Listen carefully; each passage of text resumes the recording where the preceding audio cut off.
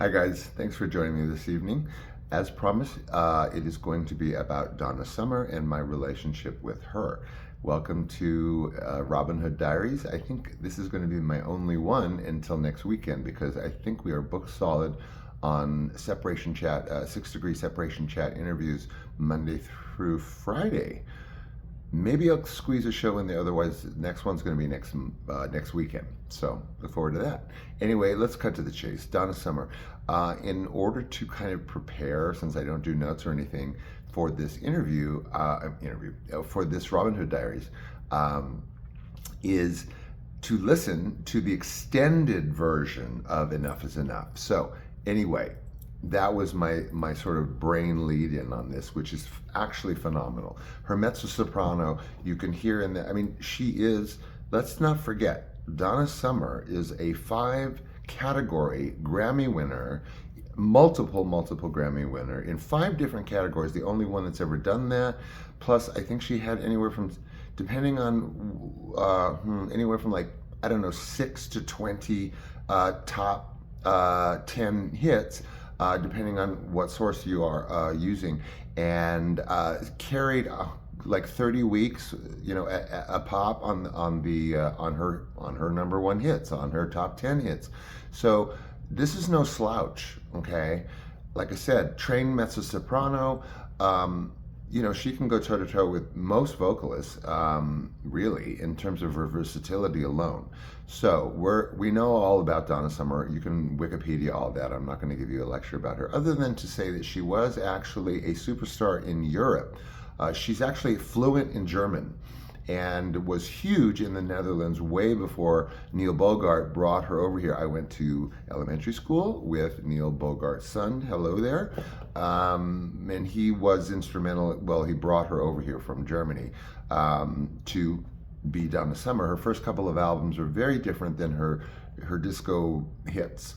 Very different. If you look, if you YouTube early Donna Summer albums, it's like completely different stuff. Anyway, a lot of people talk about Casablanca Records and her coming here and Neil Bogart and then signing with David Geffen and all of that. Forget it. It was Donna Summer's confluence, her dovetailing with Giorgio Moroder, that changed the face of disco on the planet. Okay, Giorgio Moroder, in my and probably my husband's opinion, in effect, invented disco, but way by proxy, because Moroder and other musicians like him were very active well before disco. So just ask my husband; he's a music expert. Anyway, so regardless, she's here, she's brought here, she's huge. This is 1975. And so I'm not going to dance around the idea of, Jason's mom, whatever. Okay. Barbara was Barbara to me because she was Barbara. And it's not like, oh, she was my best friend's mom. When you're with your best friend's mom, she's your best friend's mom. Like, you don't like mess around. I mean, she's your best friend's mom. So that was my mindset when I'm around her. Yes, I was a massive fan of hers. Like Superman, her song just carried me through a horrifying time. But that all got compartmentalized when I was around Jason and his mom, because she was just Jason's mom. It was like your best friend's mom wrote the Encyclopedia Britannica. Are you going to sit around talking about like what a good job she did on the Encyclopedia Britannica? No. Let me go home and read it and be your huge fan on my own time. Anyway, we've way gone over. So I had 3 encounters with Donna Summer. First time, she actually ended up marrying, oh God, I could have Googled this before, Bruno or maybe something or other. There was a band called Brooklyn Dreams. She was essentially frontman for 5 minutes of Brooklyn Dreams, but she was very much involved with a gentleman that was in Brooklyn Dreams, sort of the brains of the band, not the lead. He did some keyboards and stuff and wrote a lot of their music. Brooklyn Dreams, long story short, ended up being Donna Summer's backup band for all intent and purpose. And this gentleman, who escapes me right now, who was her husband until her death, managed her career and so forth.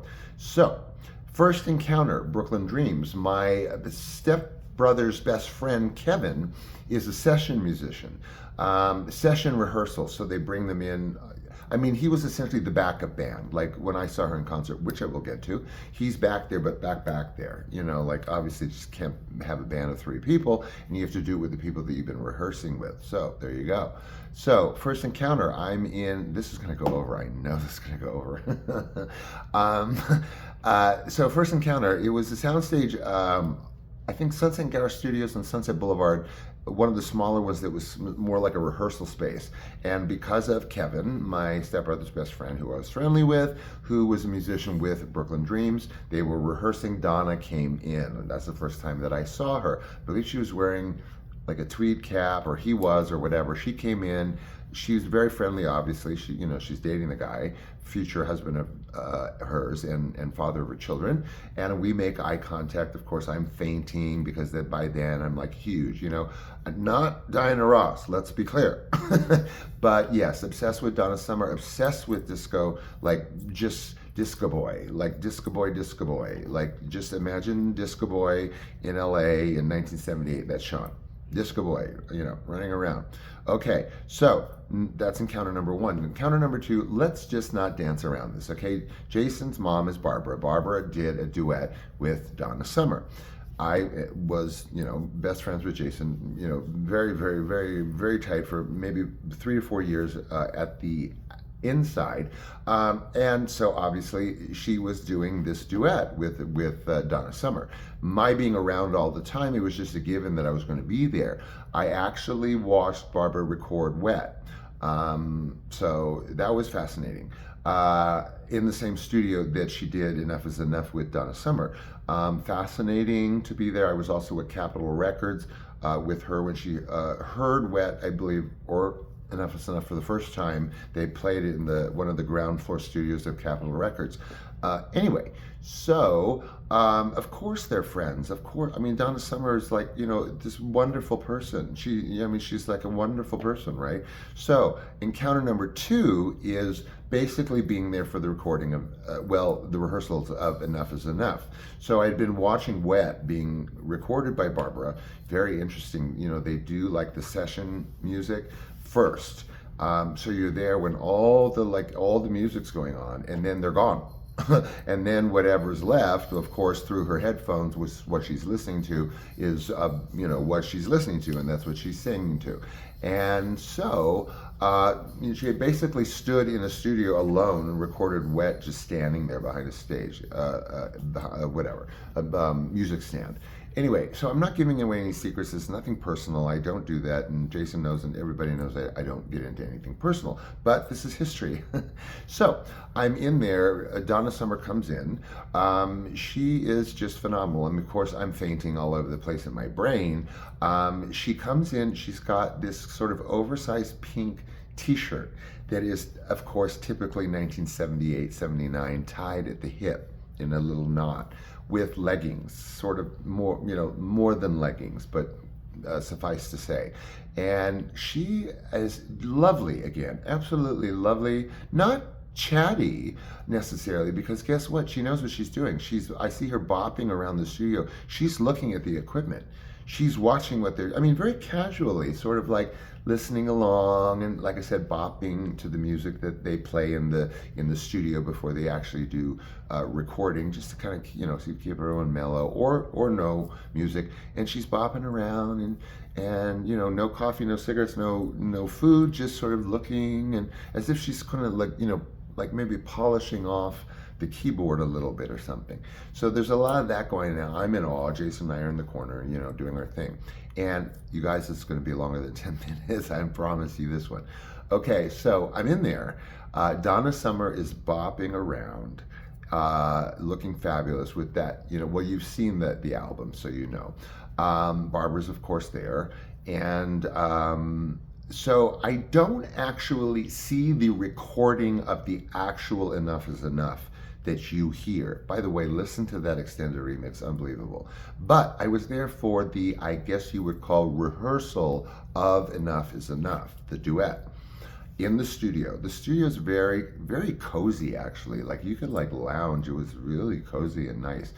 But the room where Enough Is Enough is recorded is off to the side. and it has a normal, like, brown door, like everything is wood, everything's sort of like wood.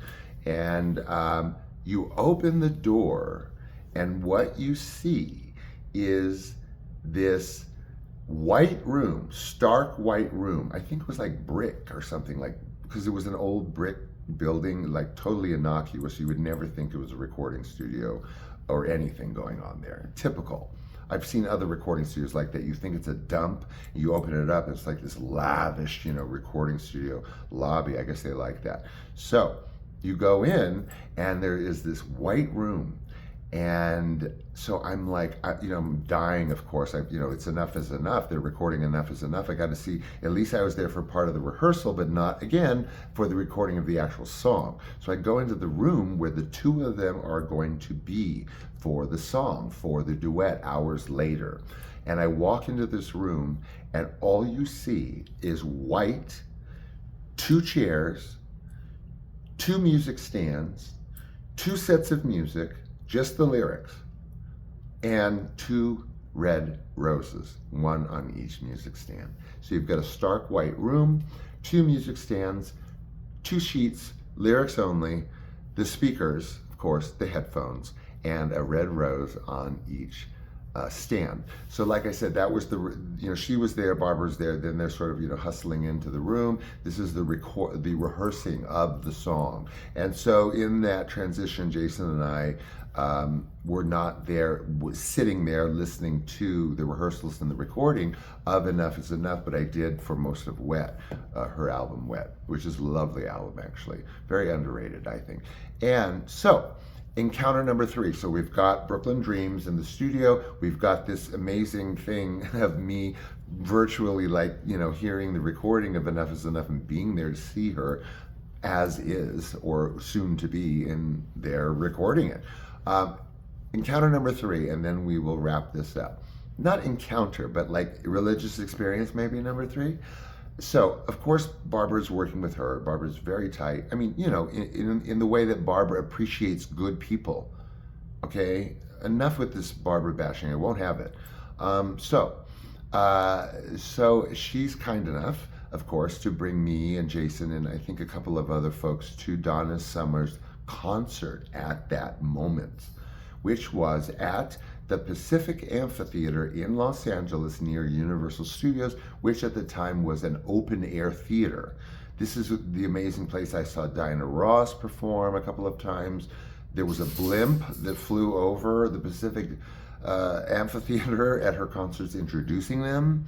I mean, it's still there, but it's a closed theater. I worked there actually when I was a program officer for a foundation, and we did kids shows and things. But anyway, regardless, so it was a big open air. Oh my God! And so of course my tickets are like, they were second row center. Okay, second row center. Hey, what can I do, man? It's friggin' Donna Summer. Okay, I'm obsessed. I'm like, whoa. So second row center, a full concert, okay? I Feel Love, Love to Love You Baby, everything, Last Dance, you name it. And then she does, the old, like, I Feel Love, and she is in a red sequin gown, and I know she was a religious, she was a Christian woman, very devout, towards the end, perhaps in the beginning, but I hear that she says that she had to turn all that off in order to do these songs, because I'm telling you, man, live, right in front of Donna Summer, 1 row away, in a red sequin gown, fondling the the microphone stand up and down, and like, I mean, oh my God. And then she gets into the songs that I know. I mean, I knew them all, but the ones that you can sing along to, and I am literally flying out of my chair. Like, you'd think I was like, having electric shock therapy. And I'm singing along and I'm bouncing back and forth like crazy. Of course, this is a religious experience. I wasn't in the second row of the Diana Ross concerts. Hell no. I had to pay for my tickets. So this is just unbelievable. And I believe Barbara, God bless her, may have been a little on the embarrassed side, or just a little self-conscious, let's say, because I just lost it.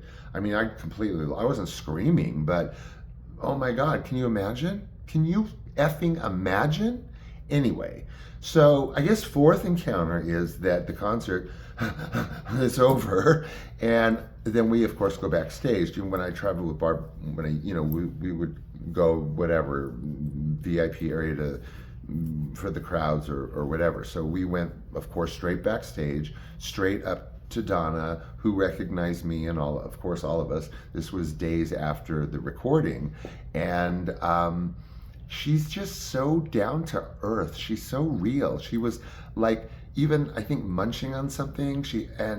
She had a drink and she's standing there. Of course, like she just got off the stage. You think she'd be like panting like Eartha Kitt, in the corner with a wet rag. No, powdered, looking lovely, chatty. She could be chatty in a social situation when there's a lot of people around. Otherwise, I found her somewhat quiet in smaller situations, like the recording studio. But here she's chatty with me, she's chatty with Jason, of course Barbara's there, and I'm just like on overdrive. Plus she has a very strong Brooklyn accent. Not strong, I shouldn't say that. She was a European superstar, fluent in German, I'm sure extremely eloquent woman if you got into extended conversations with her, but all I could hear was a thick Brooklyn accent. So it was a religious experience, like I said. What can I say more than that? You can only imagine the rest if you haven't already imagined it before, but it was definitely a bucket list item for me. I will never forget any of those moments, from watching Barbara record Wet to the excitement behind Enough Is Enough, not even knowing, I'll leave you with this. It is actually a brilliant duet. If you listen to it or listen to the extended, like I said, you hear Donna's mezzo-soprano, which is extremely, her range, at least the 3-octave range, I would say. And just don't underestimate the woman, or not that you would, but just remember her, as I just told you, in case I'm not here tomorrow, because I was there. Anyway, guys, thanks for putting up with me. We have a big week ahead. I hope you enjoyed this evening. Feel free to put, I don't know, comments if I miss anything, or if you ever want to know anything more than I have told you or am willing to tell. My email is SeanFry66, that's SeanFrye66 @gmail.com. Put it in your wallet because my book's coming out actually much sooner than I expected. So I don't know, let's stay in touch. Anyway, I've been making so many friends off of this show, and new friends, and rediscovering old friends. And so what can I say, guys? It's just the best. We are now double time on this show. I am sorry. Y'all gonna look at this tape on YouTube and be like, what was he thinking giving me 18 minutes? I'm sorry. I can't cut this down. It's Donna Summer night, right? Anyway, I'll do more. You want more Donna Summer? I'll give you more album, studio time, musicians, Neil Beauregard, whatever you want. Let me know. Otherwise, I'm just going to run with it, as I always do. Okay, take care. Don't do anything I wouldn't do. Love you. Bye.